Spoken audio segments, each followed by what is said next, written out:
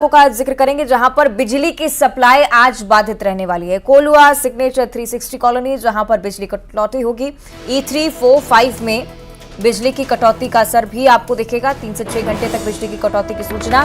बिजली company maintenance का काम करने वाली है और इसी के चलते भोपाल के कुछ ऐसे इलाके जहां पर स्थिति ऐसी है कि लोगों को बिजली संकट का सामना करना पड़ेगा। Kolua signature 360, E3, E4, E5 यहां पर बिजली कटौती का खासा असर। 3 से 6 घंटे तक बिजली की कटौती यहां रहने वाली। तो बिजली कंपनी की तरफ से मेंटेनेंस के काम को लेकर जानकारी साझा की गई है और इसी के चलते 3 से 6 घंटे तक बिजली आपूर्ति इन तमाम इलाकों के लिए बताई गई कि बाधित रहेगी। 20 इलाके इसमें शामिल हैं राजधानी भोपाल के। कब तक संकट चलेगा इसे लेकर कोई सूचना नहीं। उम्मीद है कि आज मेंटेनेंस का काम पूरा होगा।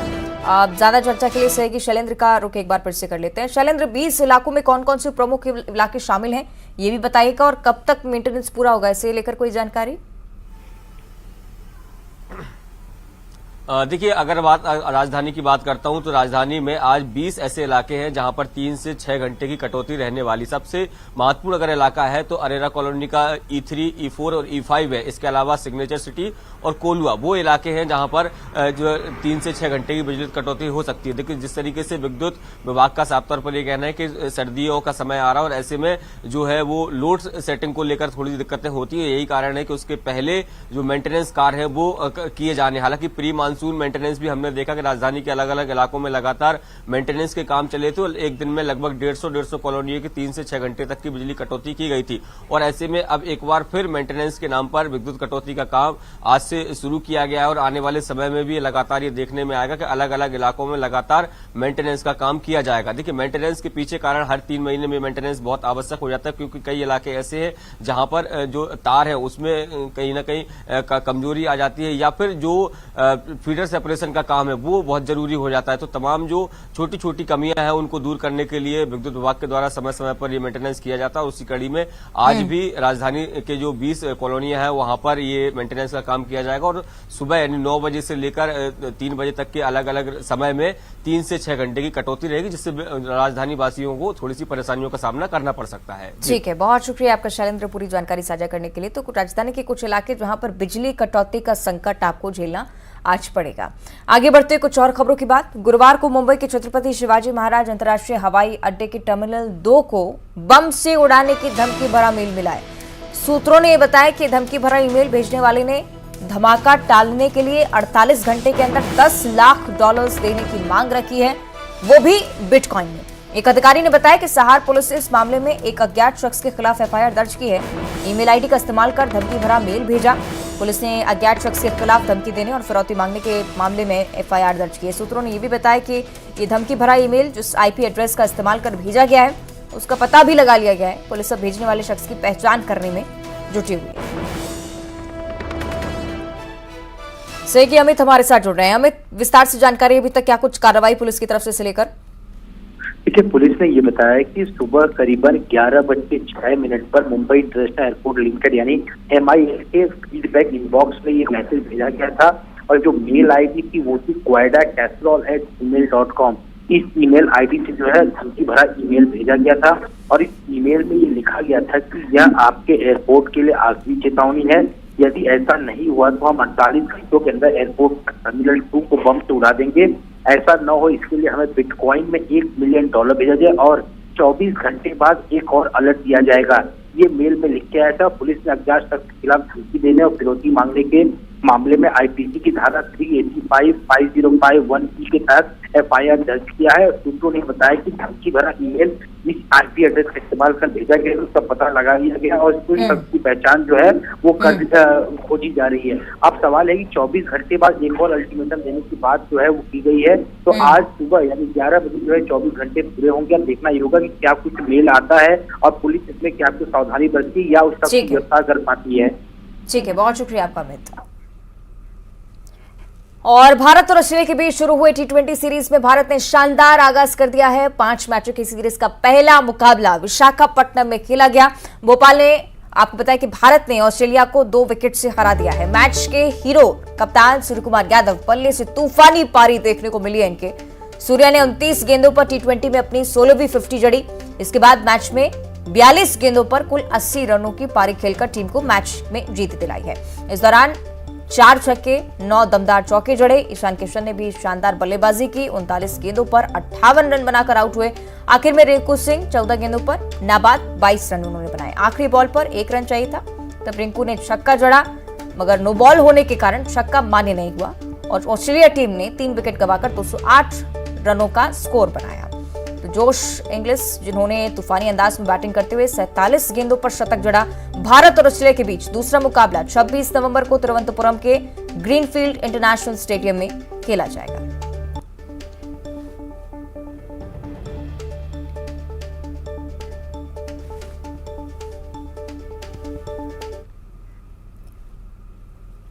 और सलमान खान और कैटरीना कैफ की फिल्म टाइगर 3 ने सफलता के झंडे गाड़ दिए हैं। फिल्म को प्रशंसकों के साथ साथ समीक्षकों से भी काफी सराहना मिल रही है। दर्शकों का भी खूब प्यार मिल रहा है। फिल्म ने विश्व भर में 400 करोड़ का बिजनेस किया है। फिल्म की सफलता के बाद सलमान ने अपनी प्रतिक्रिया भी दी। जब फिल्म की सफलता के बारे में उनसे पूछा गया तो उन्होंने कहा कि कभी भी सफलता को अपने सिर पर हावी नहीं होने देना चाहिए। मैंने उस वक्त जरूरी नहीं समझा इंटरव्यू देने के लिए, क्योंकि वर्ल्ड कप चल रहा था और दिवाली थी, तो सबका इंटरेस्ट उस वक्त मुझे ऐसा लगा कि वर्ल्ड कप में होगा और दिवाली पर कंसंट्रेशन होगा था। लेकिन उसके बावजूद हमारे नंबर्स जो आए हैं वो बड़े कमाल के आए हैं। तो कभी कभी ऐसा लगता है कि ये जो ऊपर वाले ने जो हमको और जोया को और अदी को और टाइगर की जो एक सीरीज़ और जो करियर बख्शा है, वो बहुत ही कम लोगों को ऐसा एक मौका मिलता है कि बार बार आए और बार बार इतना ढेर सारा प्यार मिले। तो उसके लिए हम बड़े ही खुशनसीब और खुशगुजार हैं। कई शिकायतों और पत्राचार के बाद क्लोनिंग से पैदा हुई वन भैंसा दीप आशा का अब डीएनए टेस्ट होगा। इस टेस्ट से ये पता चल पाया कि वास्तव में वन भैंसा है या मुर्रा भैंसा है। आरोप यह है कि वन विभाग के अधिकारी उसे वन भैंसा बताकर करोड़ों रुपए फूंक चुके हैं। अगस्त 2018 में रायपुर लाने के बाद दीप आशा को छिपाकर रखा गया। वीआईपी के अलावा उसे कोई नहीं देख सका। आरोप यह भी है कि वन विभाग के अधिकारियों को मालूम है कि दीप आशा मुर्रा भैंस है, लेकिन जानबूझकर उसे वन भैंसा बताकर रखा गया। लेकिन डीएनए टेस्ट के बाद पूरे मामले का खुलासा होने की उम्मीद है।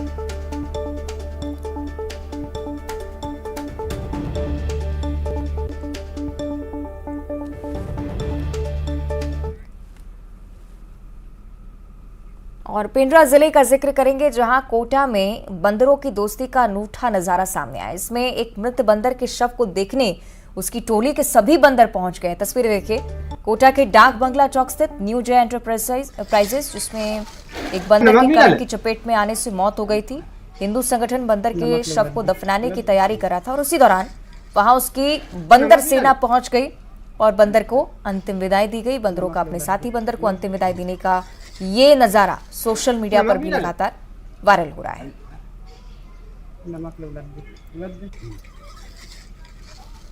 नमक भी डाले। तो ये तस्वीरें आप देख रहे हैं, अंतिम संस्कार की क्रिया, दफनाने की तैयारी में यहाँ पर लोग मौजूद, और दूसरी तरफ ये नजारा जिसमें अपने साथी बंदर को अंतिम विदाई देने के लिए पूरी बंदर टोली आपको नजर आएगी। किस प्रकार से एकाग्र होकर उस पूरे क्षण को देखना चाहा बंदरों ने भी। और अनूठा दृश्य, अक्सर आपको ये चीजें नहीं देखने को मिलेंगी, लेकिन कई बार ये तस्वीरें जो कि कैमरे में कैद होती हैं, एक अलग ही दृश्य सामने आता है। सोशल मीडिया पर भी इससे खासा चर्चा इस पूरे दृश्य की होती हुई। दोस्त को अंतिम विदाई देने के लिए सभी बंदर एक साथ आ गए। दरअसल करंट की चपेट में आने से इस बंदर की मौत हो गई थी और लोगों ने जिम्मा उठाया कि अंत में उसे दफना दिया जाए, लेकिन महज इंसानों ने ये काम नहीं किया। साक्षी इसके बंदर भी बने। पूरी बंदर सेना को आप देखेंगे छतों पर चढ़ा हुआ, और एकटक इस पूरे दृश्य को देखा किस प्रकार से अंतिम विदाई उनके मित्र को दी जा रही है। बेहद ही अद्भुत नजारा, मार्मिक क्षण, और ये तस्वीरें सोशल मीडिया पर भी खासा सुर्खियां बटोरती हुई लगातार इसकी चर्चा की जा रही है। तो अपने साथी को